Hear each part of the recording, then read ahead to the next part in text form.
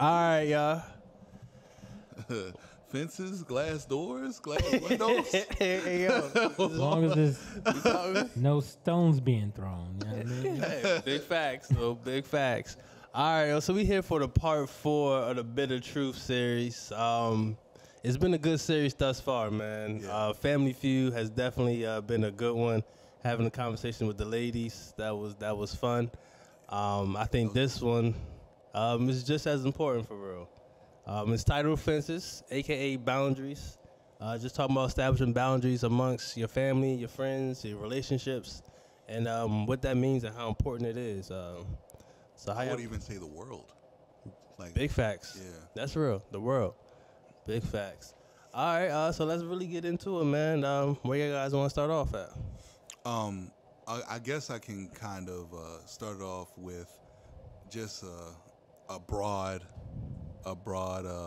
description of what we mean by boundaries. It's just from my point of view, black people, we don't do a good job of keeping a lot of our business in-house, and then amongst each other, we don't know how to set boundaries once we achieve a certain level of success, whether that be fame or financial or physical success. So I think that's something that we need to address so that we can unlearn bad habits and learn good habits.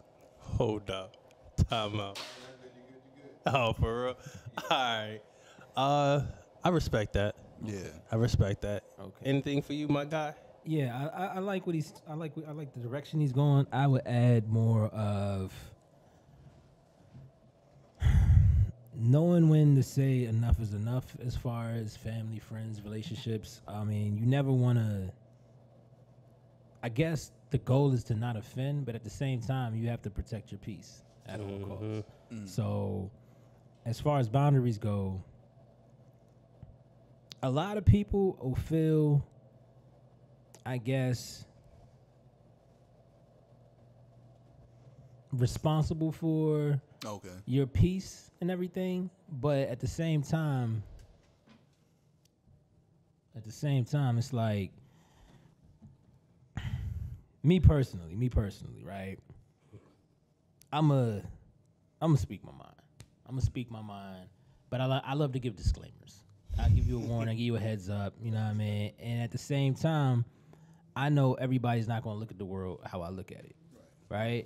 So whenever I address somebody, stranger, friend, family, it's always from a position of trying to help. But I got to be the first one to admit, I might not know what's best for you. You feel me? So when we talk, I just tell you, oh, this is how I would handle the situation. I never tell you how to handle your situation, how I would handle the situation, and then we go from there.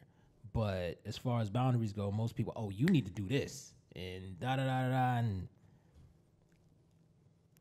everybody's life isn't shaped the same. Everybody doesn't have the same priorities. Everybody doesn't have the same needs. You see? So when somebody's telling you, you have to, or you should this, and that, sometimes a person that's confining you just wants to know that you're hearing them. They just want you there to listen. They don't need you to chime in. Right. You feel me? And I had to learn that because I used to wait for people to be like, oh, no, I need your help with this. Because I'm famous for you. Yeah, I feel you. Yeah. And people be like, damn, now I feel like I tell you all this shit and you don't ever share. I'm like, oh, I didn't know you were sharing. I thought you just needed a shoulder, nigga. My bad. That's real. I think we have a problem effectively communicating. Communication is trash. In the black community, I'm gonna say it. It's trash. Like, we listen to respond most of the time. I think when you're in a state of frustration, it's hard to hear somebody else's bullshit or hear whatever they're going through, especially when you feel like you're frustrated and you're going through so much. And that's why we carry bad habits throughout generations. Like, I have very rarely engaged in conversation with a black person, and it's someone is actually somebody that wasn't like a licensed therapist or something. Like, they actually listen for real. Yeah. Like there's a difference between listening and just letting somebody vent, where it's going in one ear and out the other. Like, you're not able to properly respond to that person because you're not really listening. You're just letting them get their shit off. But that's not the same thing as active listening. I think we suck at it. Like as a whole, as black people, yeah, there are people good at it, but for the most part, we suck at that part. I wouldn't put that solely on us, though. I would put that on what society is as a whole, because, yeah, we know our community, but if you look at the whole community, when you're interacting with anybody, most people are listening, waiting for their chance to talk. You know what I mean? Like, oh, is this something I can relate to? Let me chime in. You know what I mean? Like, we know a guy that if we get to talking about a particular subject, he's target listening. He's target listening. It's like target listening. Yeah, it's like double dutch. Oh, can I jump in right here? Ah, shit, can't jump in right Never there. heard of that and term. then when he jumps in, nigga takes over the whole conversation. Oh yeah, it's game over. Yeah, For better or worse.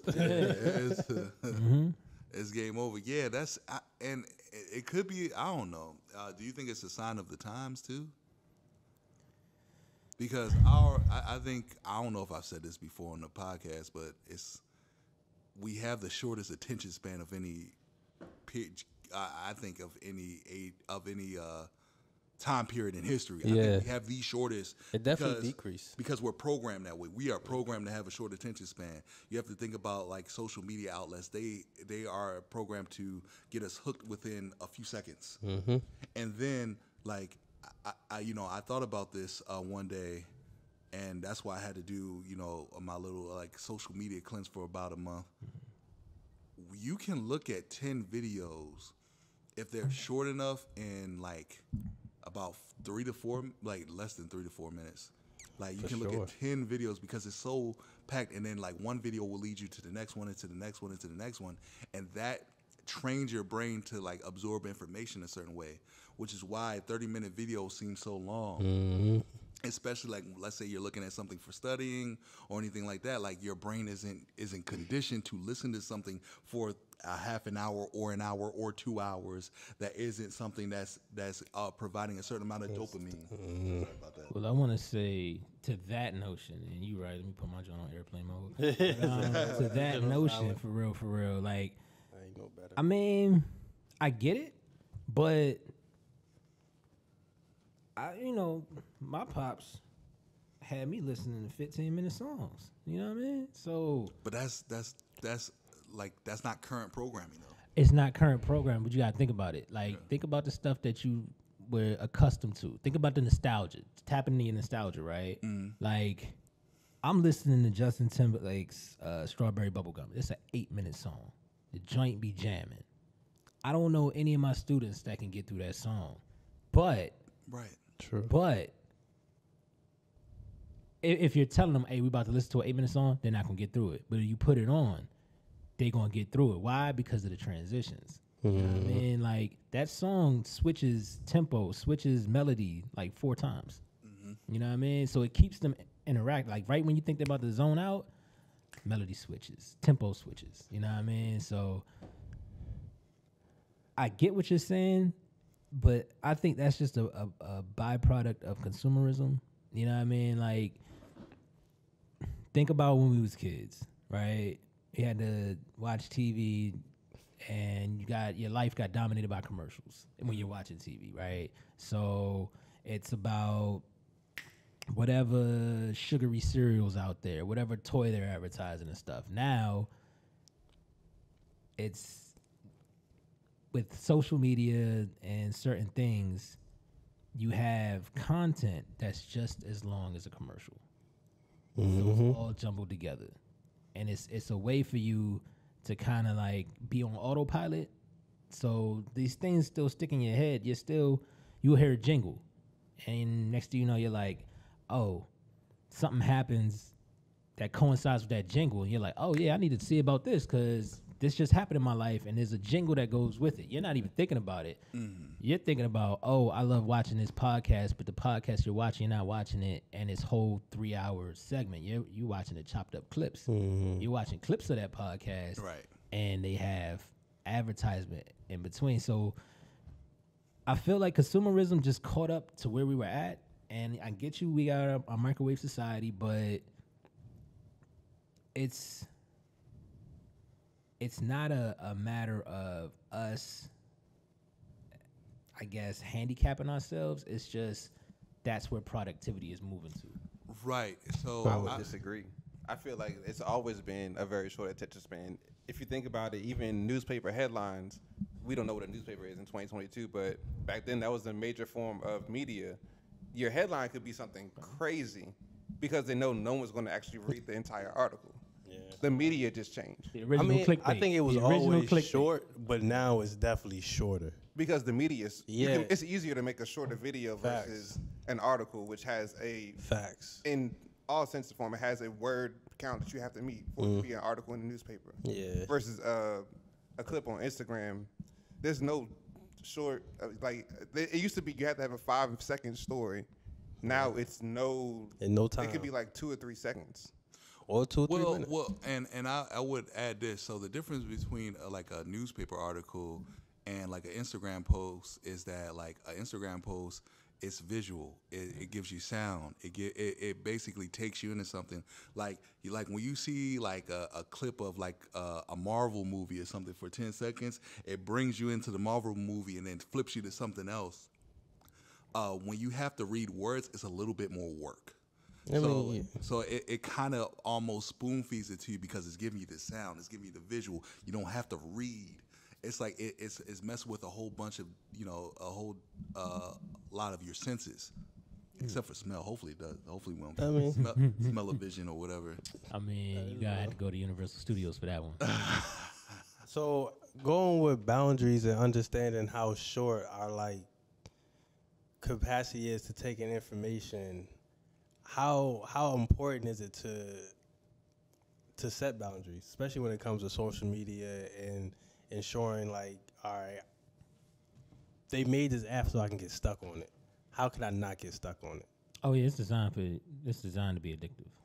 It's every app programmer that I've researched say that they have children, they limit their children to technology to those apps because it's designed specifically to get your money, to get your time and attention. It's like the new cigarettes. Yeah, I mean, when social media started, it was really an experiment, and like the people that created all like the Facebook type of programming and stuff like that, like they're no longer with Facebook because they didn't know that it was going to transform to what it is now. It's a good documentary on Netflix. I feel like we talked about it before. Yeah, we did. And I mean, social media is definitely setting us up. Okay. And releasing our boundaries. I feel like with social media, people's boundaries are loose. Like they're open to be receptive to a lot of things. It makes access to people that you would have never had access to so easy. Like I think the internet just exposed our lack of self-discipline. Yeah. In all shapes and forms, not just social media. Even when porn got on the internet, like Facts. we learned no one has discipline. As long as we have instant access to anything, Amazon we're going to fucked it access all the way up. I- Yeah. Amazon's a perfect example. Oh, once we got instant access or we can get it as soon as possible, Man, what? that's the option we're going to go with. Facts. Yeah. Yeah, man. We do not like we've realized that we need structure to limit our vices. Like we need so much structure. And it's just like it's nice to be that guy. Oh yeah, I have so much discipline. Or has it been set up to whereas back in your day you couldn't do this shit. You didn't have access to this. Or what are you did, being- you'd be weak as hell. Right. What are you really being disciplined in? Because I mean, that's a tough call to be fully disciplined and where Like, how do you watch all that porn? I'm like, well, you didn't have instant access. You had to watch it on a fucking black and white reel with no sound. I mean, you had to go to the store to rent the movie. you know what I'm saying? Hey Like, man, just let me get that. Don't make it hot. you had to pay for it on your cable, put it on your bill, and your wife gonna see it. Like, Am I not good enough for you? what is this? What is it? XXX on our bill? Like, nah. Oh boy. I feel you. Like, like when they said back in my day I had to walk this long, nigga, you didn't have a choice. True. If you had a car, you would have used it. Nah. Shout out to I went to high school with Mike Lay, man. I remember that was one of the things he said. He was like, "Yeah, man, I used to walk. I used to love walking. I used to jog. I used to do all types of shit. As soon as I got my license, I don't walk no more." Right. He said, Why would you? I don't walk anywhere. Yeah. The car is there to prevent you from walking. Like, you can drive. Real shit though. Nah, but like, yeah, just to kind of round it back, like, you know, there's a lot of factors that contribute to our lack of boundaries. But do you think there's anything specific to us as Black people, like wicked, like how can we like narrow this down? I think it's just exposure to the rest of the world. Like, I think it's just that, like, when we have our issues, it's like we just let the world know. Like, we can't handle stuff in house. Like, I think that's the biggest thing. Like, I think we spoke on this earlier. Like, other cultures have their issues, but they keep it in house. We just don't know how to do it. I think the answer to that is self-awareness. So, like, Yeah. it's always for me. It's always going to come back to accountability, self-accountability, right? So you got to know if you're that person that flies off the handle. You got to know if you're that person that can't handle embarrassment. You know what I mean? Because like your insecurities are going to show. You know what I mean? No matter how you try to hide them, like what's done in the dark is going to come to light. So once you become comfortable with yourself, once you know yourself, then you can then present yourself accurately to others. So until that moment, it's always going to be, damn, I might get put on blast, da-da-da-da-da. Let me just go ahead, you know what I mean? So, and that leads into a tornado of different things, you know what I mean? Deflection or better them than me, all of that shit, you know what I mean? So as far as boundaries go, you got to know yourself. This is what I think. You got to know yourself first so that when you're interacting with people, loved ones especially, if you feel somebody is encroaching on something or, you know, they're pushing that button, you can tell them, hey, listen, sensitive topic, all right, handle with care. Niggas are fragile. You know what I mean? So, and then once you put that, like, that's why I'm a fan of disclaimers. Once you put that out there, then you can move on. Either they gonna adjust or they gonna be like, man, fuck that shit, nigga. Hey, stop being a little bitch. Like I just told you. I need to create separation from this. Okay, all right. Yeah. Okay, understood. Yeah. Okay. I agree. I just feel like other groups have more of a concept of like group thinking or group goals. I don't think we've ever had had the concept of like have a common goal for people. It's like it's me and mine. Mm-hmm. That's really our like mindset for a lot of us. I feel like I agree with you on that and understanding like people don't know how to play their role. Basically, you just gotta, if you play your role, then kind of you can stay within your own boundaries and still reach something bigger. And then another thing is, I noticed it within our culture and others of like, we got that one person that made it, so we got that one person in the family that everybody can go to and really talk to and kind of figure shit out in the family, as opposed to everybody playing their role and trying to really develop themselves, have that self-awareness. We have a one person in the family where they don't have the boundaries to say no to their family. At the same time, the family don't got the boundaries to not ask for this, just go get it yourself. Yeah, okay. I think it's a combination of what everybody's saying, where, number one, Black people aren't an actual community. As much as we make it seem like we are, we don't have a collective goal as Black people to do one specific thing. That's on a large scale. Even on a smaller scale, like locally, Black people aren't together. So it's hard for people to develop and grow when you're really doing it in isolation. Your goals are not about how you can help, or your goals aren't, they're not weaved into what the community needs. They're all about what you desire. Yeah, so a me over we. Exactly. When it's a me over we situation, you're not going to have support from the community that you need to really complete what you want.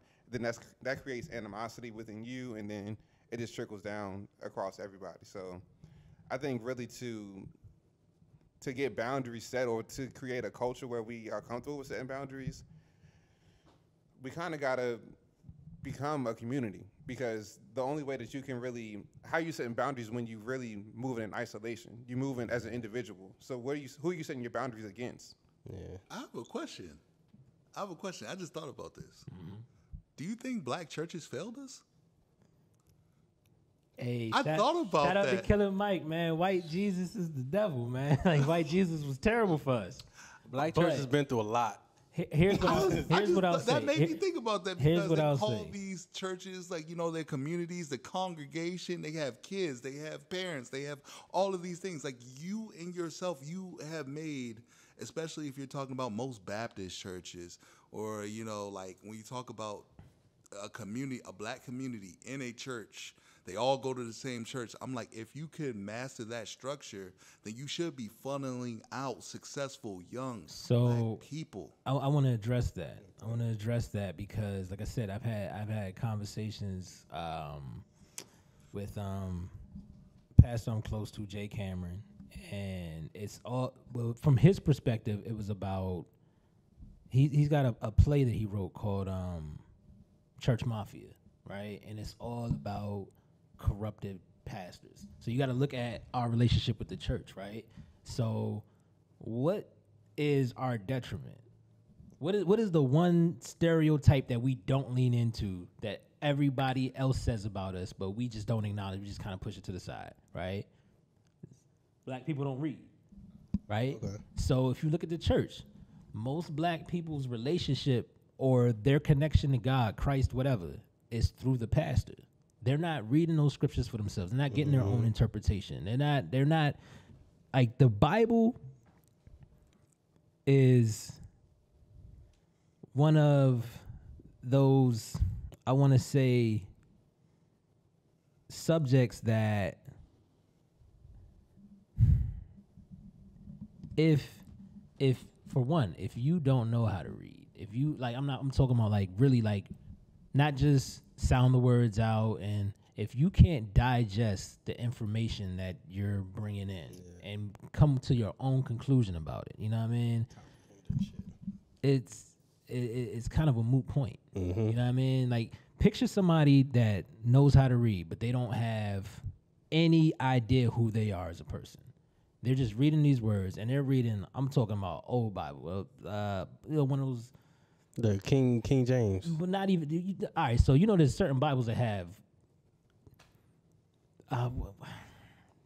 What is it? Like the annotation and like the notes and stuff, or You know what I'm talking about, the Shakespeare Bible, the iambic pentameter type joints, where it's like they're using 15 words to say a sentence that really needs 3. Yeah, it's like the King James version. yeah, It's pretty. Art thou shalt. You're gonna get word drunk. Yeah. You're gonna get word drunk. You Right. don't, like as a kid. Yeah. Because you gotta think about it. Yeah, We're brought into the church real young. Yeah, fact. And like those concepts are beyond a youthful's mind. Yeah. You know what I mean? Yeah. So You be like this old. unless you're giving those children, unless you're being responsible and you're giving those kids a child Bible that they can actually read it all and digest what's in there. The New International. These kids is just like, they're just showing up. Like, okay, all right. That don't mean nothing to them. They don't know what art thou, like nobody talks like that. So there is no connection. So you have a lot of people that are thrown into this life, and it's really based on the relationship they have with the person that brought them there. Yep. You feel me? So I don't want to say that the church failed, because the church, I want to take the true. You want me to say it? You want me to say it? Because Hey, you can- hey, go for it. if we're all being honest, Speak your mind, bro. We've all been or may still be part of churches where there's actually no community outside of the people that go to the church.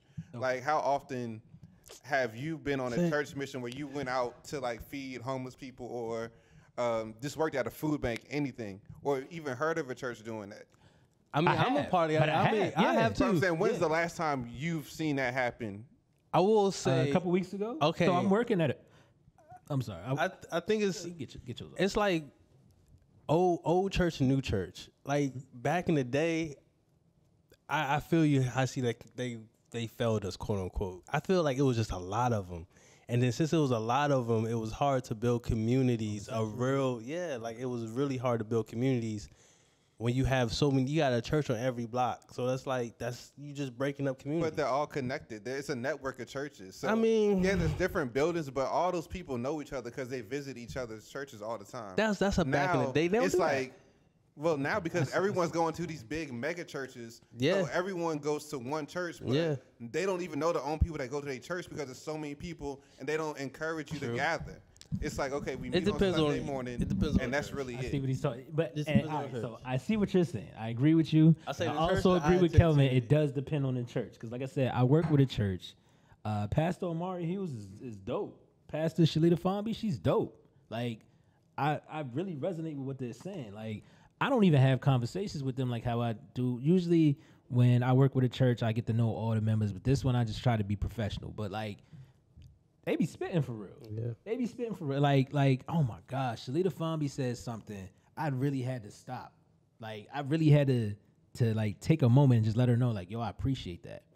I really appreciate what you said. Like, That's dope. I think. yo, I shout think, out to her, man. I think with that, and this will go into the next subject. Like, we have good pieces, like we have good elements in the Black church, or whatever religions we practice, we have potential there. But because I don't believe there's a lot of follow through, it does allow people to pick off of our culture, Yeah. which then goes into culture vultures, how people take whatever we create and we don't protect it. We have no real protection over what we produce. Word. I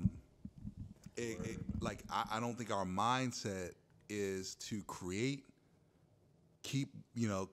build, and keep that in rotation. That's not where our mind's set up. So I wanted to bring that up just to transition, but what are your thoughts on other people taking certain stuff, whether it be hairstyles, whether it be music and things like that, and just monetizing it and building off of it. What do you guys think about that? I think for that specifically, it's a clip. Remember a clip I showed you about us and not even about us. It was a member of our community was talking about finances, right? And I think I sent y'all the clip over the weekend where they were like, a lion can't tell an impala how to get away. Yeah, that was a good one. Can't tell water buffalo how to get away, right? So we as a community, as a people, we don't have a strong sense of ownership, right? So like it's more of like how the Native Americans were when first settlers came. Like, oh yeah, I wanna buy this piece of land. Like, you can give me the money, but nobody owns it. Like, what are you talking about? Like, it's an idea, it's a concept. Like, it's for like it's to be shared. Yep. Like, we're not thinking about putting a price tag on it. Yeah. You know what I mean? So when and we're warm-hearted, welcoming people. You feel me? So when the outsider comes in, like, oh yeah, respect what we're doing, pay homage. Like, you know what I mean? Like, yeah, like it's cool. Appreciate what we're doing. But then when they're sharing it and they're like, oh, I created this, we know that we're not the ones that created it. You know what I mean? We're just growing what was passed down to us. You know what I mean? So why would we try to monetize on the concept of something we got from our grandparents that we just altered? You feel me? We know that there are no original concepts. Everything is just a remix, mutated something. Like, we got it from a cousin, we got it from a homeboy, whatever, and we found a way to make it our own. We found a way to add to it, to grow upon it. So we know most of our stuff, whether it's dance, whether it's slang, whether it's music, it might be new to the world, but we know where the influence came from. You know what I mean? Like, if you look at what Beyonce's doing with her music, we all know what the original songs were. You know what I mean? But the new kids coming up, oh, this is dope. Now you hear this, and that. And and she understand the value. Like, I feel like, especially in the beginning of things, when we create, we really don't understand the value of what we create, and so we don't protect it as we should. Did her album come out in June? No, I think it's coming out. It comes July. out the end of this. Did that song come out in June? I think so. Yeah, In came out it in might have June? been like a Juneteenth. Yeah. Okay. Yeah. All right. I just want to make sure the month it came out. We gonna slide back to that later. It's a Black Music Month. So Yeah.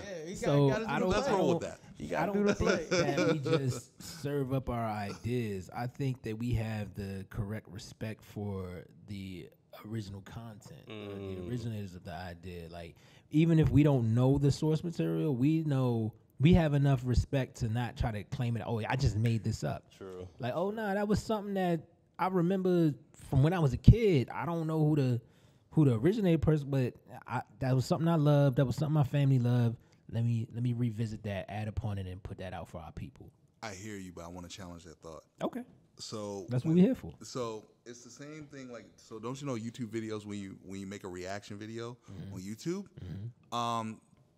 It was almost like with that one podcast that tried to what did they try to do? They tried to put strikes on people for try to get enough strikes on people for taking their content and reusing their content.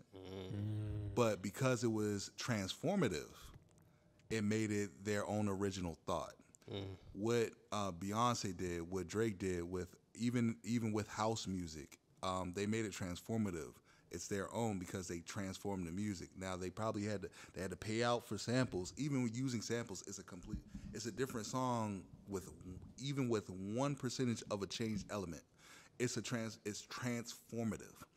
So I challenge that thought because I don't think we understand the value of just changing something and being able to benefit from it. I don't think the originators of anything that we create as Black people, our ancestors, did not want us to eat off of it. Like, they want us to eat off of what they created. They want their descendants to eat off of what they created, whether it be transformative or something completely different that is inspired by it. Once it becomes transformative, it is original. My problem is when other people come in, they don't even transform it. There's nothing transformative about it. It is the exact same thing.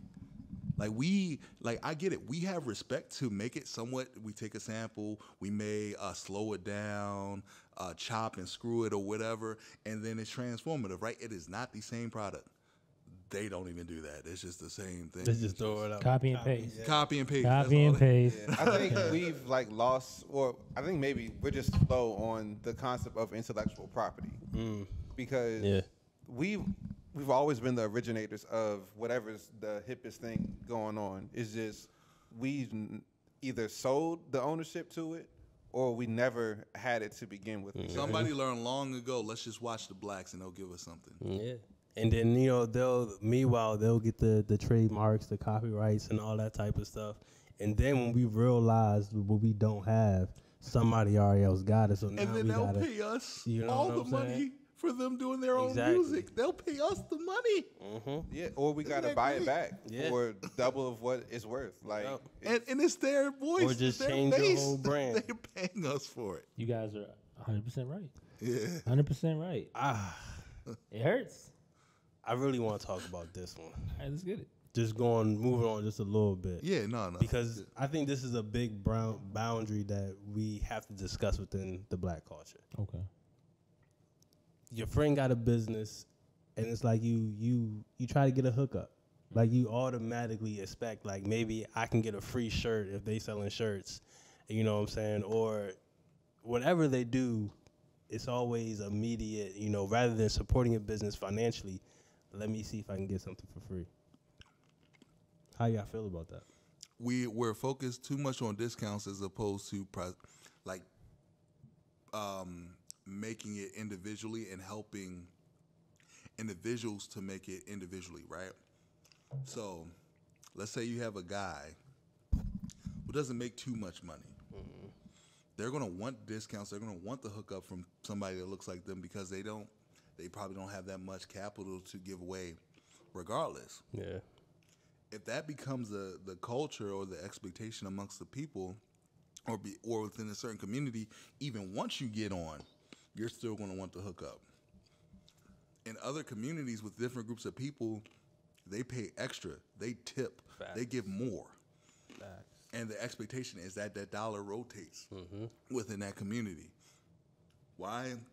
because they've created an infrastructure, whereas they have the money, they're earning the money to bring into the community where they're comfortable enough to give you more.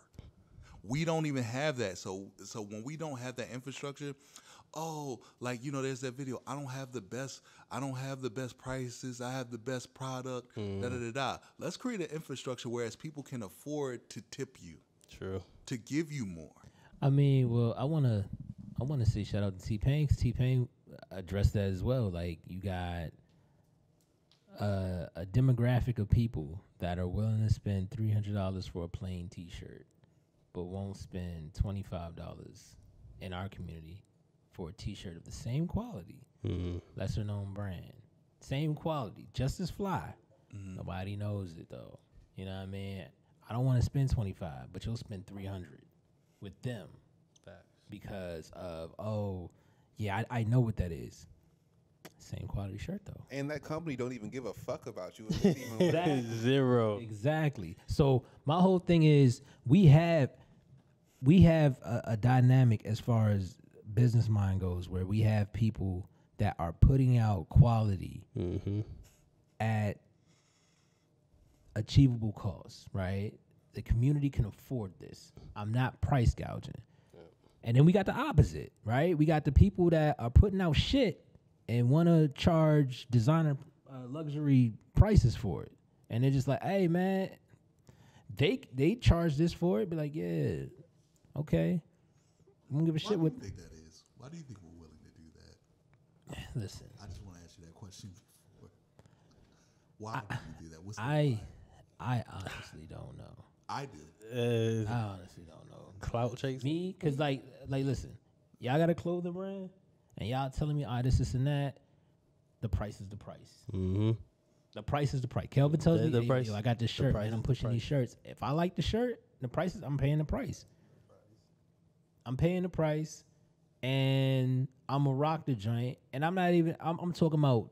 I'm telling everybody about it if Right. I like it. Right. Hey yo, where you get? Hey yo, yeah, my man Kelvin, da.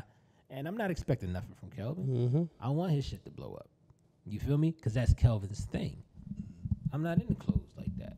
You know what I mean? I'm not gonna be coming back. Hey yo, Kelvin, man, I got your sales up 25%. Hey, Like, shit, what you You gonna know give what me on I the mean? back end? that's Kelvin's thing. Yeah. And Now, if Kelvin appreciates what I'm doing, he's like, nigga, like right. everybody's been saying, oh yeah, Sticks did this, and that. Word. I appreciate you. Word. I don't even know if I'd accept it.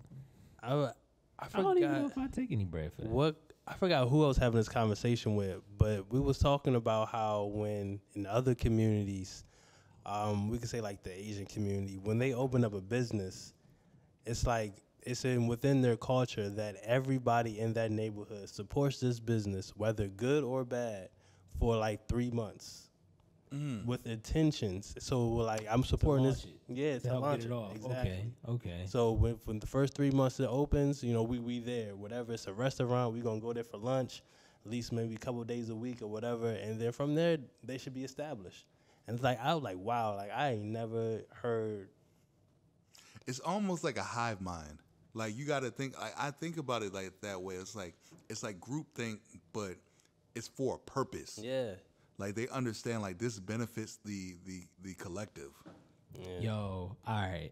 I got it. I had a conversation with a cat a while back, and he was telling me about right after the slavery opened, right after slavery was over,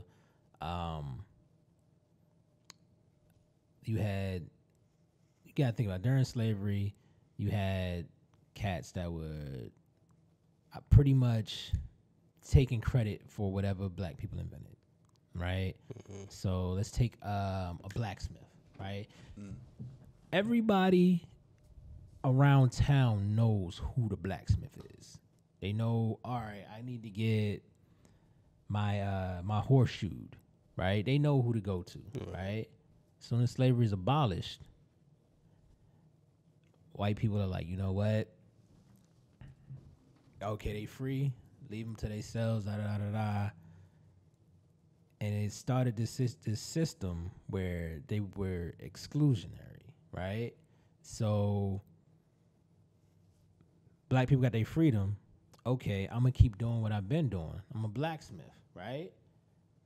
Let me go ahead, go into town. Let me try and buy whatever. They can't. Oh, we don't serve you. Nah. Oh, let's take an electrician, right? Oh, you're black, you're electrician. Do you have an apprenticeship? Are you working under a white guy? Oh, you're on your own? Oh, no, you can't buy these tools. These tools ain't for you. True. You know what I mean? So now you got subpar tools, right? And you got to think about generations of that. Generations, you got to think. And that's why I was talking about, I feel like the Jim Crow era was way worse than slavery. Was way worse than slavery. Like, slavery was bad. Like, we don't get us twisted. There's no. But that Jim Crow was, hey. All right. So I mean, it had a different effect on us. Slavery was fuck you. Jim Crow was motherfuck you. Yeah. Yeah. You know what I mean? Because think about it. I definitely can hear you. Man, think about it. You know this craft. Yeah. They know you know this craft. Right, we can't let Kelvin outbeat Tom. whoever. Gerald. Right. You know what I mean? Just Jerry's a good old boy. Yeah. Jerry used to work with Kelvin used to work for Jerry. Yeah, but Jerry didn't pay attention to what Kelvin was doing. Kelvin was doing the work. You feel me? So it's some of that in there.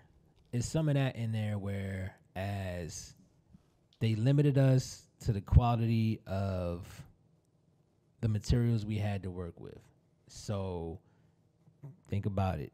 Decades later, lifetimes later, generations later, when a black product launches, oh, it can't be that. It can't be that good quality. Yeah. So why should I pay top dollar? Like it's black. It can't be that. Can't be all that. And that kind of goes into we value Gucci more. We value Ralph Lauren more. Like it's a higher value, so it's embedded in us, and that becomes a status symbol in our own community. So all right. Now I get you. Now everybody feel me on this one. I get you with the Gucci. There's a history of Ralph Lauren. So there's certain people that I don't want to say have a past, but have earned some consideration, right? So I looked into the history of Hennessy, right? So do you know why black people drink Hennessy? No. Okay. So Please, now, y'all know. I love my whiskey. Yeah, he's a connoisseur. Full disclaimer, that is not Hennessy. Like shit. No. I said I love my whiskeys, and I took a sip. That's for the audience. Oh, okay. Love my whiskey. It's not even the right color. I don't think somebody know that whiskey is Hennessy is cognac, not whiskey. Yeah. Hennessy is cognac, which It's is all dark, right? which is which is a subsidiary of brandy, right? So during I want to say it was World War II. It was a war. It was a war that we were involved in. We were only treated as people when we were consuming cognac. Every bar that we went into to like get a drink of whiskey, we don't serve your kind. That's the black connection to Hennessy, to cognac. When we were in France, hey, you're the good guys. You're American. They looked at us as Americans. I don't know what France is doing now, but then we got dignity. They got our patronage. That's the connection between blacks and Hennessy. We don't even know that. You feel me? You got to dig deep. Yeah, that's respectful. Wow. It sounds like you just said Hennessy is the soul food of alcohol. You know what I'm saying? Like shit. So I think Get y'all niggas the slops. I was y'all trying made to it think. wonderful. I mean, I get some cognac, yo. like you try to go, like, come on, man. You just went through hell. Right. You just went through hell with people that look like you, people that don't look like you, right? You got to decompress. You seen people's intestines and their brains blown out. Like, you want to unwind. The shooting stopped. You go into a bar. Nah. You guys are good. We love you guys. Yeah, appreciate your service. Nah. You guys are dirty. You got to get out. For real. You got to get out. That is wild. Hey, we got money. So are you saying like so is cognac originated in France and is Yeah. that okay? Yeah. So was it that in France black people couldn't get any other type of liquor or like what are you stating as far as that? So I just remember that part of the story. I can't remember. Oh, That's all I remember of the story. I was trying That's to the get part of the story I Black people remember. got respect when they I was about when they to were say drinking when we were in cognac. France, we can't give you whiskey or vodka or anything like that, but So, we can give you cognac. I don't think the French had like what is That was what their is a liquor French of whiskey? choice? Yeah. I don't know no French whiskeys. I Okay. just know when blacks tried to get a drink, they were given problems, except for the French. The French were the only ones that were welcoming to them. They introduced them to cognac, and yeah, Right. that's all I know. So I wasn't there, bro. I'm sorry. Yo, listen, when they start building time machines, I'm gonna go back. Why would you? I was about to say, I don't know. If I was that's like, a why would period. you? Hey, Go man, back. listen, What time? All right, I'm not going back. This is a little segment right I'm gonna here. go all over the place, going man. back. What going time? all over the place. What time era would you go back to if you could? Like what time period? Give me an era. I'm not going back. Why would you go back? Why would you go back? I'm going forward, like 1,000 years in the future. That's probably gonna be some trash too. Do you think? I mean, you can go back to like First of all, we already are slowly becoming the I guess the early majority. 2000s. The early 2000s. We're Trying to crank becoming a that. majority? Black people white people are slowly becoming the minority of the country. Yeah. Right. Yo, boy. So in 1,000 years, Yeah. America's going to be a black country. It's gonna be a black. All right, I'm not gonna. no, That's man. a Well, different debate. I don't know if we're gonna say It- black because they'll find another way to. Yeah, I mean, to Hispanics break us coming up off too. into different groups because Fact. now they're making Latinos white people because that's the closest thing they can get to. Huh? Who's making Latinos white? Oh, people? they're classifying like if you go to like the newest census, it's like Latino/white now. Like they're trying to make Latinos white. You talking about the Cameron Diaz Latino? Wow. Any Latino that want to claim to be white can Wow. do that. I don't know. Out to Sammy Sosa. honestly, Oh, we understand that these white folks are going through a lot, and you know, they're Have mercy on them? You know, Nah, no, I'm I didn't not say all fucking that. with it. I'm not fucking with I didn't say all that. I'm not. But But they are That mercy reaching. for God. That ain't me. Mercy is They for are God. reaching. try yeah. Jesus. Like if I had to go back in time, it would probably be. I don't know based on because I haven't done like ancestry if I would even be considered a Moor in 7-Eleven. True. Like it would have to be predate a whole lot of fucked up shit. Like it would have to predate. It would be Okay, so okay. big time jump. So you going back to like the Vikings areas and shit. Basically, where basically black people had to fix a lot of stuff. Yeah, Like- let's go back like to we would like have Pangea before we had before the access to our continents great existed. libraries and things like that, science and things like that. That's where I would need wanna to go be. back to a time that where I speak, people are gonna understand what the hell I'm saying. You feel me? Like y'all are talking about like the language might be different. They may- That's Yeah, why I think said I'm not going back. Damn, you right.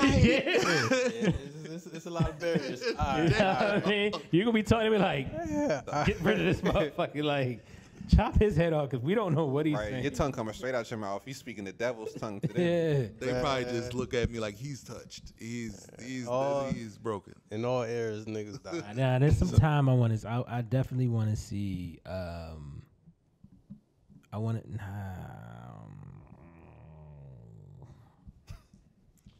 I see what you. Nah, I see what you're saying. I see. Yeah. All right, Dre. Yeah, for Thank real, you for speaking knowledge into my existence, honestly, man. it is real. Nah, because I It was is like, real. yeah, I go back. All the English You say the speaking- 60s, That's you why we like, family. nah. That's why we family, yo. Because I was like tripping. 70s? I was tripping just now. 80s? Hell no. 90s? Oh, But you got to boy. think You trying about to go it. back to In the every- 20th century? Are you Like, serious? shit, like, no, like, what? No. You know, damn. I'm like, I don't know. Black people have been need tortured to on the hit- earth for the last I mean, like but 1,000 they just years. gotta But be then moments. here's the thing, right? Moments. Even before we started speaking the King's English, even in the time period, like this is very peaceful compared to every other time period. There's a certain expectation. If you are a young, healthy man at every other time period, Yeah. you had to do battle unless you were royalty. Like- You had to. And even then, you do still battle. probably would have had to do battle just locally with no automatic weapon. So you would have had to fist fight. You won't be on the You're front either a line. peasant, That's a all. warrior, or you were born into the right family. Yeah. Jesus. Okay. Oh man, No, this time period is good. Unless we could do like some what's the Christmas Story, or what's the damn holiday movie where the ghost of Christmas past, you can go back but they don't know that you back. Okay, Like, yeah, true. I want to go Oh, back and see some true. shit. Okay. But I don't want to go back and live. I respect that. I respect Like that. you like Just the to watcher see- out here. I'm Yeah. just here to watch things. I'm not here to Oh oh, shit. oh my god. That's a good question, yo. Yeah, that's just want to think about. But. Let's get back on topic. Boundaries. Joe- Boundaries. Let's get back on topic. Like shit, boundaries. So boundaries, within boundaries. boundaries, so like mind your business. So, All right, that's so mind your business. I think that might be the problem though. That Nah, I appreciate like shout out to my sister's husband, yo. Shout out to Richard, yo. Cause like Richard's a cop in Philly. And I've never seen such reckless driving. Like this dude in his Durango. Like this nigga don't give a fuck about you know what he has? He has a 5-second rule. Nah, it's not 5 seconds. It's more like a 2-second rule with red lights. Like if he's there and that red light hits, yeah, it's gonna take 2 seconds for the next one to turn green, so I'm going through it. I don't give a shit. And because he has a Durango, this nigga was curb hopping. So, because I don't know if y'all ever been to Philly, like on the weekend, like traffic's ridiculous. yeah. So you get in where you fit in, and this nigga. So he had no I boundaries. love this dude. Like, nah, so we were out. We went to a comedy show, but then we had to get out, and we tried to be polite about getting out. But listen, like, shout out to whatever Philly rapper said. I'm from the city of brotherly love where there's no love involved, because these niggas don't give a shit. Like, so he car hopped, he curb hopped, and this dude beeped his horn. Yo, effortlessly, like this. Yo, this is mind your business. That was it. Mind your business, and it's kept it moving. Not a second thought. Like I used to think telling people to mind their business was rude until I spent a weekend with this guy. And I'm like, no, that's a term of yo, mind your really mind your business. Like why? Why are you over here? Like why does it matter so much? So Whatever ex, whatever old employer, like. All right, whatever time we spent together, that's over. Why are you worried? Like, mind your business. Other people's pain is our entertainment. So that's why. So whenever we see certain, damn, I didn't want to really touch on this, but I'll go. We here. We go here there. now. Go there. Let's get it. Let's talk about BG and Russia and how more women will watch women tear each other down. But first, before we go there, can we stop calling her BG? Because I'm thinking it's the rapper from. Yeah, that's exactly what I was saying. I was like, huh? Ain't he still in jail? Say her name, Brittany real. Griner. I respect that. I'm like, yo, Uh, BG is the hot. Yeah. Oh, we talking about Bumble Brittany? Yeah, Brittany Griner. No. Brittany Grinder. The WNBA. Griner, not Oh, there's my no D in bad, her my name. bad, my bad. WNBA player. That's the soccer joint, yeah, that's the only. Oh, okay. We're talking about the chick that's in. Oh, you said Russia. You said Russia. My bad. My bad. Okay. All right. Okay. All right. Okay. All right. Can't fuck up these Britneys. Brittany Griner. name, man. Brittany Griner. Common name.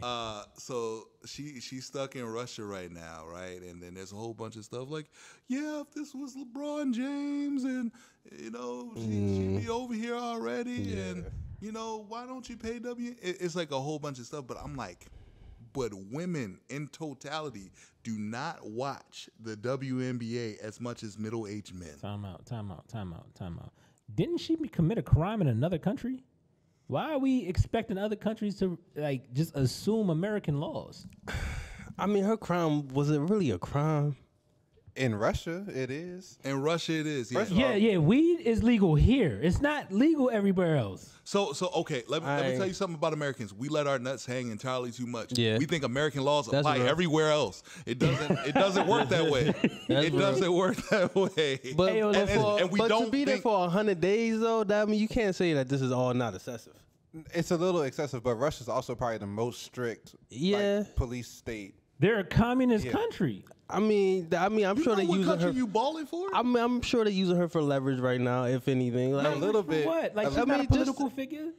She committed a crime. I She's think they being thought punished. they were using her for leverage, but then it was like, oh, we don't care Whoa, about yo, women hold on, basketball hold on, they hold are on. though, because them they're making the deal to bring her home. Shout out to They're our trying to true get a Russian speakers. dude. Shout out to our true speakers. I believe this was Chris Rock. Yo, it was either Chris Rock or Dave Chappelle. And I'm sorry for getting that wrong. But black people are terrible bargaining chips. Like, what are you talking about? Leverage. Yeah. Like, I just forgot which Britney we This was talking definitely about. Dave Chappelle. You feel me? That was the Dave Chappelle. Well, yeah. part. I forgot which Britney we was talking about. Like regardless of, and I'm not trying to make light of this lady's situation at all. Definitely Like, not. You know what I mean? Like, she's part of our community, but look at our history, bro. I think this was shit. I watched this somewhere, and I don't want to give the wrong person credit, but I don't want to take it away either. And I think it's just that the fact that we have a group of black women who would love to see, who like to see the, like, oh, you're, who love to see murder mysteries, reality TV shows where people are tearing each other down, whereas you see, as opposed to the WNBA, where you have a group of young ladies working as a unit to achieve a goal. I mean, yeah. I mean, You know? I mean, listen. that's just that makes sense. Listen, what country But was that? but they love it. But it's entertainment. They watch it. They tune in. You know, what is it? What's the show with the Kardashians? Keeping up with the Kardashians. Keeping Up with the Kardashians. Love it. Eat that shit up. So, all right. Real Here's what I'll say. housewives, basketball I'll say. wives. When of it every comes city. to our people, our champions, doing shit in foreign lands, I'm always concerned. Like when ASAP Rocky got, I was like, we might not see ASAP again. Like That's real. I did not expect for it to turn out well. The same shit with James Harden and Lil Baby. I'm like, why y'all doing shit not around here? Because that's You're a not on home. concept you're aware of, but most black people aren't. Yeah, I mean, I'm and gonna be very pretty sure honest. at that we are caliber not, too. We are not conscious that like America is its own Land. has its own thing. It's not. It doesn't dictate the rules of other countries. Once we step out of this bubble, it is their ball game at that point. It is whatever country's ball game. The thing is, you understand that. I understand that. I think we all understand that. There are many other black people who do not understand that. Yeah. And there are not many other Americans. Hold on, So hold it's on. not just a All right, black let's people keep it a thing. buck. Let's keep it a buck. is. Let's keep it all the way a buck. Us that travel should understand that. The people that don't, like, yeah, there's people like. I mean- y'all are from up here. Y'all are from the Baltimore area. I'm from the DC area. So I know cats that have never left a block. You know cats has never left a block. Of course. Right? So the law of the land applies, right? Whatever. This is just how the world works, right? Somebody has a passport, understands, because you got to jump through all of these hoops to get out the country. You feel me? Like, you can't have a big ass bottle of mouthwash. You feel me? So you understand the rules are different when you leave this land. I don't know, like, no, I don't believe it. No, I don't. These niggas knew they was doing the wrong shit and thought they was slick and could get away with it. Listen, maybe I'm different. Maybe I'm different because before I Your visit, expectations are high. no. Expectations are realistic. No. Yeah, I was about to say they probably I'm are tell you too exactly what I do. realistic, but Before I graduated high school, I researched every state's black market crime, right? So I knew what each area. This is what I was trying to find when I was. when you doing some black market shit, No, I was trying. I was trying to figure out which college I was going to. I was trying to figure out which college I was going to. I needed to know what the crime was. I needed to know because like. From okay, the suburbs, from. yeah, You know what I mean? So I Yeah. didn't know how people get down. yeah. So I know the DMV is human trafficking. I know that. Niggas will snatch you up. I know New York is knockoffs. I know Jersey is carjacking. Like I know Chicago is gun running. Like I know what every place's crime is, right? So when I start traveling, Oh, what do people get locked up for? Everything. Motherfuckers get locked up for everything, everywhere. Like stuff that you're thinking is just, misdemeanors. No, this is real shit everywhere else. Like, I mean, yeah, That was We be in smart. La La That Land. was smart. What you did, right? You said you did this in high school. yeah. How many fucking high schoolers are going to do that? Sticks? real shit though. I How mean, many honestly, high not even schoolers are high going to schoolers, do though. that? I mean, thinking about like people that's just applying to schools and stuff like that. Who really would I have really thought like of their that? campus. Because I damn sure they didn't think about doing that. Hell no. Looking up Frostburg, see what the crime was. Hold on. Did a whole fucking detective job. Yo, The that's- fuck? I did not apply to Frostburg. Hey man, it's okay. No, I ended up in Frostburg because my parents hated me. Honestly, What? it be I like had that, an yo. academic scholarship to Penn State. I got accepted to Graham. I had a full ride to Grambling. I got accepted to Xavier. Yo, Damn. Coppin was gonna pay me. I had a full ride to Coppin. They were gonna give me a $5,000 stipend. Nah, they love you for not putting you in Coppin. Yeah, But I mean, I was gonna get paid to go. I feel you. My dad couldn't even pronounce the shit. He was like, "You going to Compton?" I'm like, "No, I'm not going." Yo, to shout out to my niggas at Compton. Yo, it's all love. It's all love. It's all jokes. Like, That's I was straight, but they were like, "No, you're not going to New Orleans. You're going to be a drug dealer in Philly, and no, Baltimore, no." So yeah, nah, No my, Baltimore, no. yeah, my folks shut down Morgan with the quickness. I did not understand why at all. You live right up the street. Exactly. I was like, why not? But hey, yeah, they shut that shit down. wow, bro. They just didn't know about Frostburg. That's what it's like. Oh, it's away from everything. so you'll be Exactly. safe. They was like, you know, it's Shit. far, but it's It close. It That's was somebody that went to It's my just high a school different was animal. alumni. right. Hold It it. made Frostburg sound beautiful, and my mom was like, "Yeah, he's going there," and I'm like, "I've never heard of this place." Were you there when I had that incident? When that incident happened with that girl? I'm on my in my apartment, like across the street from my apartment. Oh yeah, yeah. You were still there, right? Mm-hmm. That was wild, right? Yeah, I was at that party. Good old Frostburg. Yeah, I was Hey, at that shout one. out to Frostburg, man. It's a, Oh man, appreciate that, dog. Boundaries. Let's get boundaries. Yeah, let's wrap this up, man. Boundaries. Any last comments, thoughts? Where did we Mind get your to all the business. points? Mind your business. Do we have any thoughts on mind your business? I think that's controversial, and it might be a little bit hypocritical because if we have to succeed as a community, you can't mind your business. Yeah, you have to be involved in someone But else's it's the way that we mind each other's business. Like it can't be just for the pure purposes of gossip and entertainment. Well, yeah. So, and that's the thing. If we want, it can't be for gossip. It can't be for entertainment purposes. It has to be for the purpose of building up Yeah. the Gotta be community. from a place of love, but we gotta have but it's the thing. We have to have honest conversations. All of us don't have the same goals. We all don't want the same. But We all shouldn't do have the same goals. need to Right. we do need to move as a unit. You feel me? We do need to get back to you mess with one of us, you're messing with all of us. Because that's the one thing that I think me and you had that conversation, Sonny. I think we had that conversation where it's weird, whereas the Eurocentric mind is me until you mess with somebody with white skin and they're like, oh, fuck it. Nah, we got to stick together. Right. Like, it's like instant. It's like instantaneous. Oh, shit, if it happened to him, it could damn sure happen to me. It's like that fear.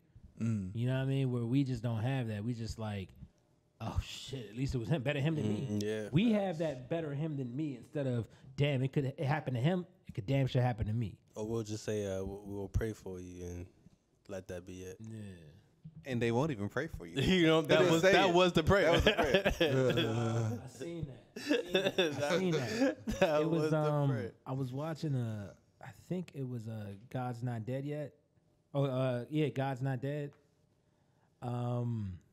It's like 3 movies, and guy was in a hospital, and I don't know what he was recovering from. I was kind of in and out the movie, and the dude was talking to a man that he met before. He was on his deathbed at one point. He was like, "Yeah, I remember you said you were going to pray for me." He was like, "Yeah." He was like, "Did you?" He was like, "No." He was like, "I forgive you." And I was like, Damn, "Damn." It's like he knew he I did. brought that up because I feel like we pay a lot of lip service.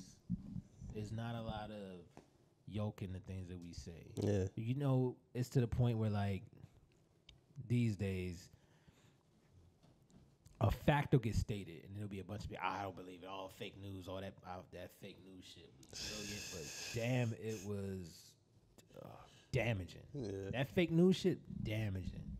If you we live in a crazy era where people can say they don't believe facts. Like, it's a fact. It's not something for you to believe or not believe. My man, it's a proven truth. You can't not believe it. The power, the power of the past president. It's like you're just in denial. That's what that is. It goes to what Neo was saying on the Breakfast Club, right? I'd rather live in blissful ignorance. Like, I don't want to know the truth. That truth's gonna upset my peace of mind. Yeah, you know what I mean. So you got some people that really, and that's why I say, as far as white people, like every time I meet white people and they think I'm cool and everything, I always like I throw this dart and I hope it grows. Like, stop telling your kids fairy tales. Like, shit's like, stop. Like, fairy tales, like, stop it. Tell your kids the truth. Because think about us, right? You hear fairy tales and shit, and you know you don't expect that.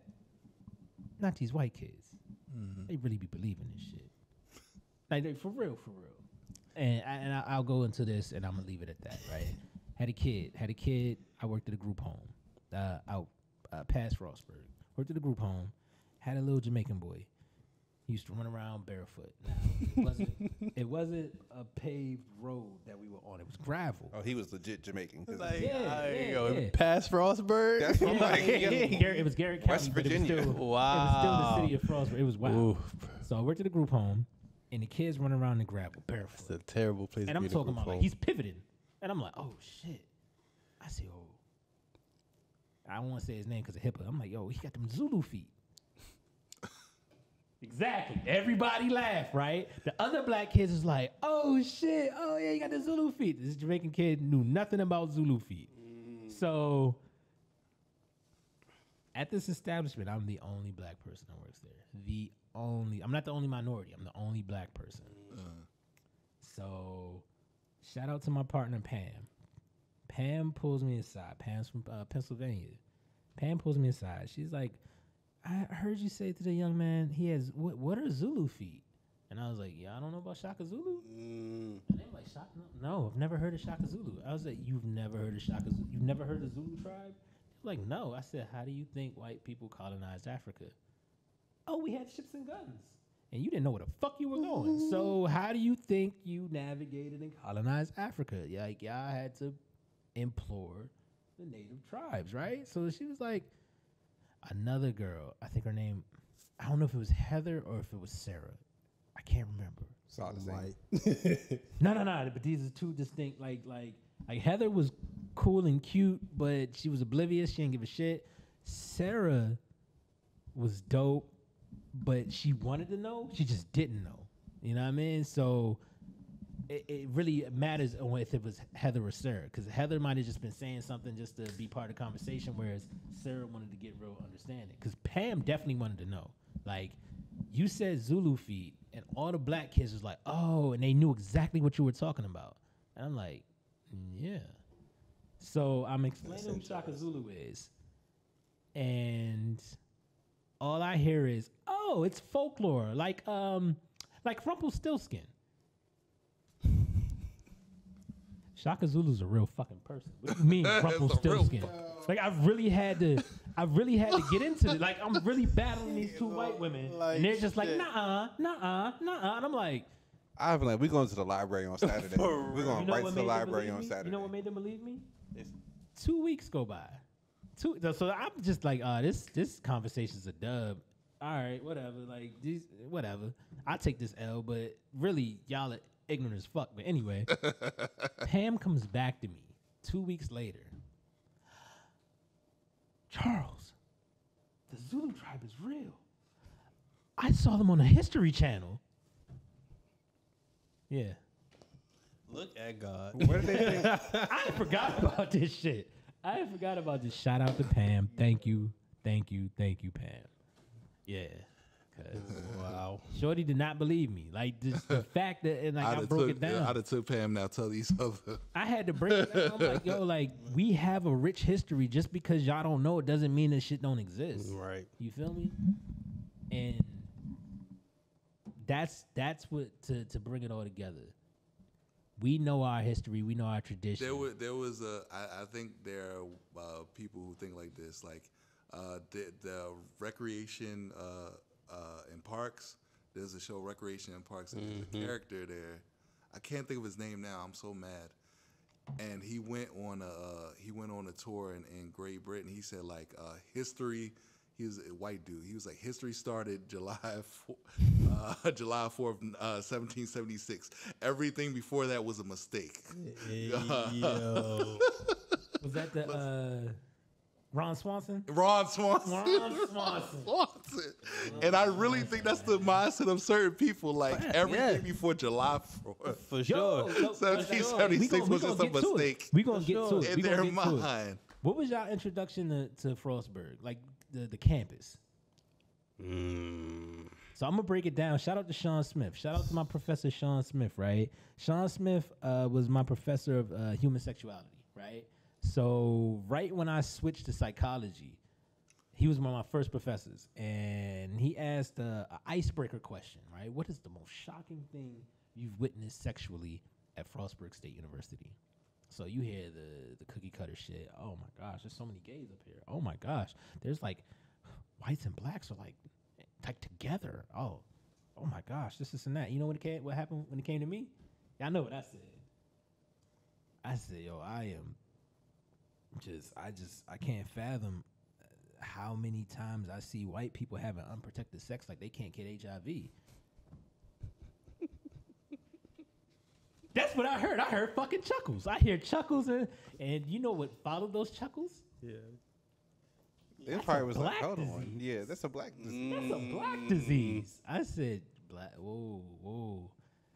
I'm like, do you know that the majority of people in America with HIV are white? And then they were like, nuh-uh. They were like, I was like, listen, we are 1/10 your population. So yeah, it might be higher in our population, but we are a fraction of your population. And you guys still share needles and shit. Y'all still do heroin. We stopped that. Yeah. So the majority of the people, if you go by the numbers, the majority of HIV positive AIDS patients, they're white. How do y'all not get that? I'm talking about the room split. Half the room is, oh, fuck this black dude. Like, he's just making up shit. Like, they're going off on me. The other half is like, would you look at, because the math made sense to them. So the people that understood math, it made sense. Oh, shit. You learn something new every day. The other half, fuck that. No. I equate it to Republicans and Democrats. Yeah. Fuck that. No. So it took Professor Sean Smith to be like, hey. He's right. He's absolutely right. You know what happened with that? Then that group split. Half of them shut up and was like, oh, shit. The other half was like, nah. He ain't I right. still don't. No. They know each other. He's in it too. They're in cahoots. They're in cahoots. Man, what? And that goes to the last thing I'll ever talk about with this. I switched to psychology from chemistry, right? I was gonna be a legal drug dealer. I was gonna be a pharmaceutical rep. Like that was my what? I knew what I was doing. It's just, chemistry was boring as fuck to me. So, shout out to Dr. Trina Redmond. Trina Redmond was the professor of she was our teacher for multicultural counseling, right? Notice the name of that class, multicultural counseling. Mm-hmm. I think we get 4 chapters in. First chapter was about Native Americans, blacks. I think I don't know who the third chapter was, but I know we got to like Hispanics, right? Little blonde hair white girl. I do not know her name. She's livid. Dr. Redmond. When are we gonna talk about white people? multicultural counseling. Dr. Redmond with all her grace. I'm talking about, yo, she pulled out some Felicia Rashad type swag, yo. Like she's like, well, this is multicultural counseling, and the rest of your curriculum, every other class that you've had, caters to white people. This is the one class that will address every other culture. Yeah, but we're a culture. She missed Every other class addresses you. She like, missed it. Yeah, like, Hey, yo. yeah. So, yeah. Boundaries, fences. yeah, man. Yo. So what do y'all feel is like an action-based type of thing to establish boundaries or to put down fences? Like, I get, or what is more important? I think it's establishing boundaries. It's like when we talk about establishing boundaries, we need structure. Like we need to we need to figure out like some sort of structure and a way to like productively mind each other's business, I guess, or Or like, Keep each other on track. yeah, Yeah. like because like what Dre said, like we can't completely block each other out, or else how we're gonna work together. So we kind of have to be in the know of what's going on, but to be productive, not to be, entertained or judgy or counterproductive. That's for real. We gotta back to episode 2. We gotta get past that wanting to be the only one, or wanting to one up each other. Like I said, if Kelvin's got a clothing line, clothing's not my thing, right? I don't need to be jealous or No need for crab in a barrel. well, not even that. Because I think every culture has their own version of crab in a barrel, but for me specifically, right, what Kelvin's trying to do is not a threat to me. Even if I don't know what Just because he wins doesn't mean you lose. Right. Exactly. Okay. Mm-hmm. Exactly. And I'm all of, with me being an educator, I'm all for pay it forward, right? So, like, one of my kids, man, love him to death, boy told me, he was like, I just want to make you proud. And I'm like, it's not about making me proud. It's about being the best you. And hopefully, I did my job right. I did my job well enough that you'll remember me and you'll meet a kid just like you or similar to you. And you help him out. Right. And then that kid keeps it going and keeps it going and keeps it going and keeps it going. Because I tell them all the time, they're like, yo, why is this? Why is that? I'm like, I'm just trying to prepare you for the fight. Because we still are fighting. And us being at each other's necks, us being at our elders' necks, us being like, it's not getting us nowhere. Right. So we gotta focus, and I believe it starts with ourselves, holding ourselves accountable, getting ourselves in order. Because shout out to Kevin Gates, if you don't respect yourself, how do you expect somebody else to respect you? Right. So, yeah, Quoting Kevin Gates. yeah, I respect it. Yo. Yeah. That's a wild dude, though. man. Nah, and I think just to go back to a little bit earlier in that conversation, when we talking about communication, I think that's probably the biggest thing that we can work on as a community. Communication and just continuously uplifting each other. Communicating, like, what you're going through in a way that somebody can support you, or communicating in a way like, I just need somebody to listen. I don't need your response. I don't need nothing from you. I just need somebody to listen. So really just establishing what you need in a certain situation and going from there. Yeah, and that's why I'm a big proprietor, big champion of disclaimers, man. 'Cause like, if you give somebody that heads up, like, hey, this is the type of conversation we're going to have right now. Like, I know, and you acknowledge whatever the relationship is. Oh, yeah, me and you might not be as close, but we frat brothers, but da-da-da-da-da. Listen, I want to talk to you, and here's rules to how we going to talk. And you either respect it, be like, yeah, we can engage in that. Like, yeah, let's have that conversation. Or, yeah, I'm not. It ain't for me right now. Yeah, maybe man, another I got time. this going on. Right. And That's real. Keep it moving. That's real. And I would think a lot of that starts with self-awareness too. Is like if you don't know what your situation is, how can you provide accurate disclaimers? Yeah. How can you have like love and respect for yourself if you don't have self-awareness to know yourself? Right. You know, It's definitely a work in progress. It's definitely a work in progress. I think we need to pick out the start point. Like what's this? Like I think we're trying to do so much stuff. I think we're doing too much at the same time. Yeah, like you know, some people on step 10, other people on step 5, And that's why nobody ever starts on step 1. I mean, I think if everybody was to really start at their level and really work with the people at their level, it can be some type of momentum where you kind of can still grow and, you know, help out the person behind you at the same time. You gotta identify that though. Yeah. It's hard to identify where you're at because a lot of people are delusional. True. Like to some extent, and delusion is not some extreme thing. It could just be you have an inaccurate read on what's going on with yourself and the things around you. Yeah. It's just inaccurate information. Like you know, you're not calm right now. You're actually pretty aggressive. Like that's not a good assessment of where you're at right now. Word. That's understandable. Anything else we want to hit on this? Nah. I think I had my last word. I think we hit on a good amount.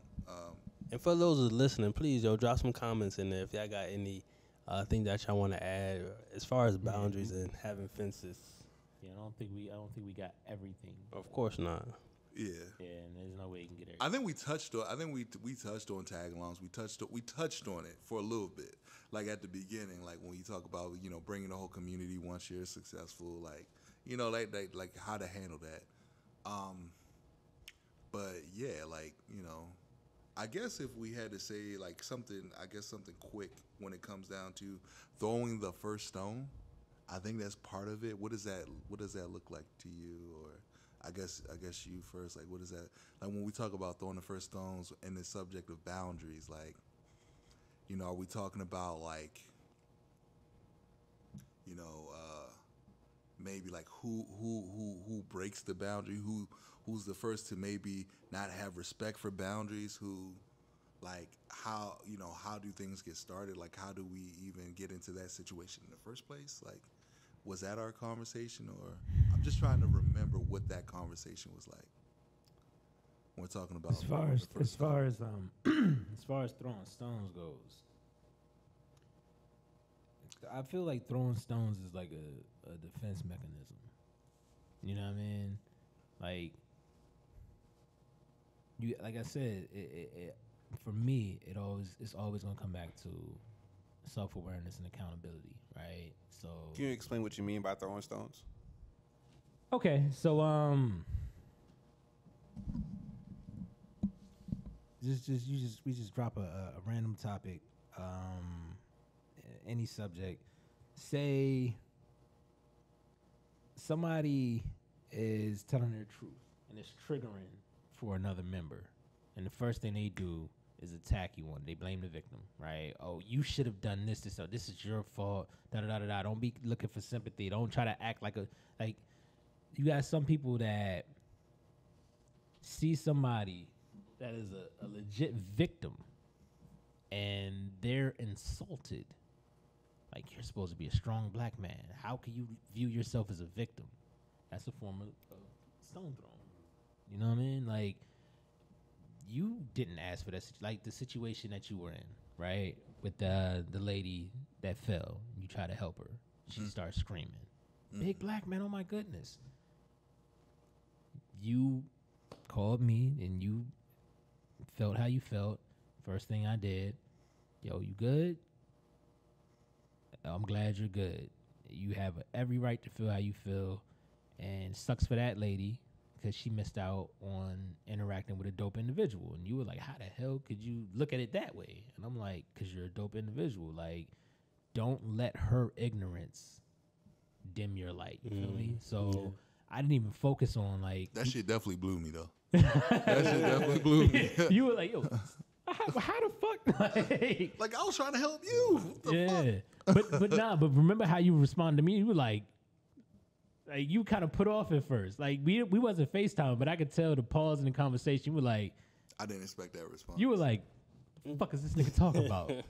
And I'm like, you're in Baltimore, bro. Like, you're not in the deep south. Like, I didn't think that. That's some ignorant shit. Like, how dare you give me something uplifting? Fuck. Hey, talk about how you felt. Talk about how you felt for real. Yeah. No, because it was like, it was almost like in that moment, you just wanted that, like, you wanted that person, like, yeah, fuck that lady. Like, yeah, what, she was on some bullshit. Like, yeah. Like, but nah, she was like, man, she missed out on a dope individual. The fuck? Yeah, my whole thing was just getting him back centered because I see he was, I can hear he's upset, right? And I'm just like, hey, like, we gonna be on fuck that bitch all summer? Like, nah. Like, hey, get back to you. Like, you a happy dude. Like, you, like for real, like, the situation you was in, I didn't feel that you needed any more negativity because you were kind of in a sensitive state at that point. Yeah. You know what I mean? With everything that you was going on, like life-wise and everything, I was just like, yo, I understand you're scared at that point. Fuck all of that. I know you're good because we're talking. You know what I mean? Like, you're not calling me from a jail cell. So I have no panic in me. I'm just like, let me restore my brother. Let me restore my brother. And this nigga was, he did not want me to be in restorative space. Like, cause you knew, like, you know, with that whole thing, I was like, I'm giving you a little bit of kindness that I got left right now. You know what I'm saying? I'm just trying to get my bacon and my eggs this morning, trying to be like, okay, let me go help this elderly woman on my way to my breakfast. Like, oh, it's a Negro. Oh, man, and to go what Dre was talking about, right? I didn't throw a stone. I wasn't like, oh, nigga, you didn't, nigga, what? Oh, shorty, oh, she hit you with, oh, man, dog, you should have did this, and that. Damn, Sonny, why you ain't do this, and that? That'd have been wild if you told me to do anything wild in that situation. Like, what the fuck? That old lady. Exactly. Nah. Which is why I believe you called me. You called me for a real answer that I would have given you, which you wasn't expecting at the time. No, that definitely took me off balance. But, all right. But what was the end result? I was calmer. I was a lot calmer after that. I was like, I didn't have somebody feed the flame, like, you know what I'm saying? So it was just like, I was like, all right, well, yeah, I guess you're right. Let me go the fuck home. I got my breakfast. I got what I needed. I guess I'll continue with my day. That's what's up. How did your day go? It was cool. The rest of the day was good. It was straight. My it man. was straight. My man. Real story. This is just for camera. That really happened. So yeah, we way all over the time. So let's definitely try to get some final words in here, and in relates to boundaries and offenses in this Bitter Truth series that we're in. Hey man, I think when it comes to offenses and boundaries, I guess my final thoughts are, if you're gonna mind other people's business, mind it productively, mind it to like help build the community. Don't mind it just to be nosy and just for entertainment and to just enjoy the pain of, you know, your brothers and sisters, man. Let's try to build, you know. I respect that. I concur, man. Like, we gotta start moving at a place to where we can have something, because everybody's watching us. Past generations, future generations, everybody's watching us. We gotta own our shit and move we gotta start thinking about our legacy, our stamp on history. Like, we don't want to be that, oh, we could have dealt without that generation. You feel me? Yeah, so, that's real. I concur. Definitely like what y'all was saying, man. I think it's just a lot of self-awareness and communication when it comes right down to it. And I think we continue to do that, then we'll have a better understanding of respecting each other's boundaries, but also uplifting each other as well. So that's all I really had to say. And free Brittany. Bring her home. Bring home Brittany Grinder. That's not her name. Grinder is no D. No D. Pause. But actually, not pause, because she is a Never mind. We're not gonna go there. How do we botch this at the end? Like we were doing so good. I didn't expect that. Griner. Griner. Griner. Griner. You see why I said Griner. Yeah. Man, anyways, man. When you said Free her, BG, I yo. was just drinking No Limit. I mean, not I was The Hot Cash Boy. Money. Yeah, Cash- Hot Boy. Yeah. I think he might be locked up again. I don't know. It was just free her, man. Free, No, free you gotta say her Gotta name. say her I name. heard you say Russia, and I was just like, "What the fuck is BG doing in Russia? Hey, yo. Alright. What's going on?" Did he have a show? Yo, I'm done with Shout y'all. out to BG. I'm stepping off. This was fun. We'll be right back, y'all.